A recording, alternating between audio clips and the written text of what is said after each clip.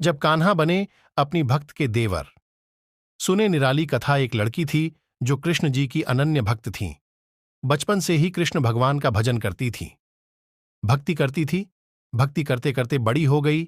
भगवान की कृपा से उसका विवाह भी श्रीधाम वृंदावन में किसी अच्छे घर में हो गया।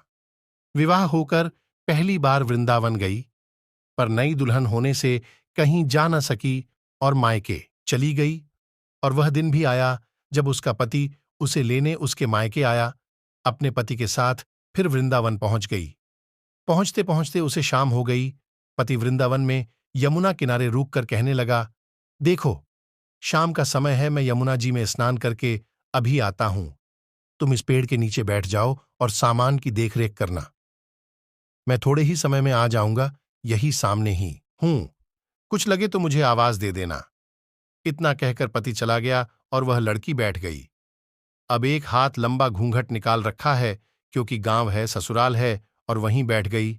मन ही मन विचार करने लगी कि देखो, ठाकुर जी की कितनी कृपा है उन्हें। मैंने बचपन से भजा और उनकी कृपा से मेरा विवाह भी श्रीधाम वृंदावन में हो गया।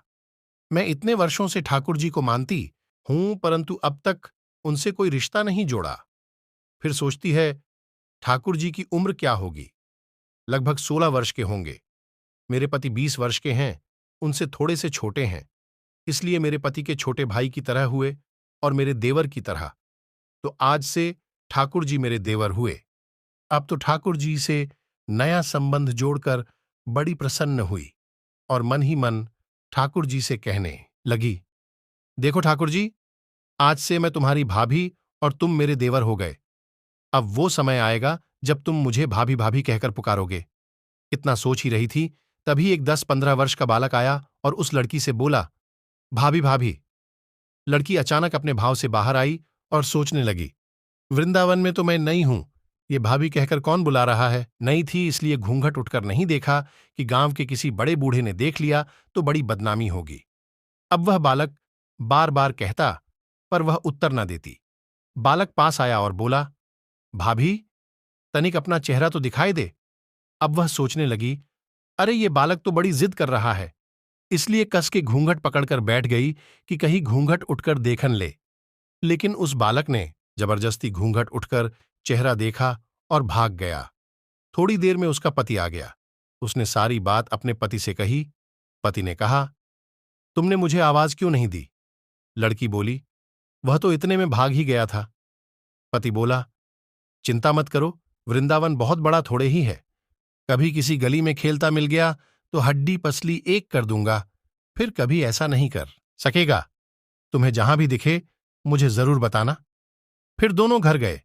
कुछ दिन बाद उसकी सास ने अपने बेटे से कहा, बेटा, देख तेरा विवाह हो गया, बहू मायके से भी आ गई, पर तुम दोनों अभी तक बांके बिहारी जी के दर्शन के लिए नहीं गए। कल जाकर बहू को दर्शन कराकर लाना। अब अगले दिन दोनों पति पत्नी ठाकुर जी के दर्शन के लिए मंदिर जाते हैं। मंदिर में बहुत भीड़ थी। लड़का कहने लगा, देखो, तुम स्त्रियों के साथ आगे जाकर दर्शन करो, मैं भी आता हूं। अब वह आगे गई, पर घूंघट नहीं उठाती। उसे डर लगता, कोई बड़ा बूढ़ा देखेगा तो कहेगा नई बहू घूंघट के बिना घूम रही है। बहुत देर हो गई। पीछे से पति ने आकर कहा, अरे बाबली, बिहारी जी सामने है, घूंघट काहे नाय खोले? घूंघट नाय खोलेगी तो दर्शन कैसे करेगी? अब उसने अपना घूंघट उठाया और जो बांके बिहारी जी की ओर देखा तो बांके बिहारी जी की जगह वहीं बालक मुस्कुराता हुआ दिखा तो एकदम से चिल्लाने लगी, सुनिए, जल्दी आओ, जल्दी आओ। पति पीछे से भागा भागा आया। बोला, क्या हुआ? लड़की बोली, उस दिन जो मुझे भाभी भाभी कहकर भागा था, वह बालक मिल गया। पति ने कहा, कहाँ है? अभी उसे देखता हूं।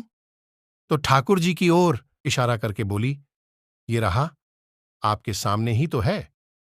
उसके पति ने जो देखा तो अवाक रह गया और बोला, तुम धन्य हो। वास्तव में तुम्हारे हृदय में सच्चा भाव ठाकुर जी के प्रति है। मैं इतने वर्षों से वृंदावनमय हूं, मुझे आज तक उनके दर्शन नहीं हुए, और तेरा भाव इतना उच्च है कि बिहारी जी के तुझे दर्शन हुए।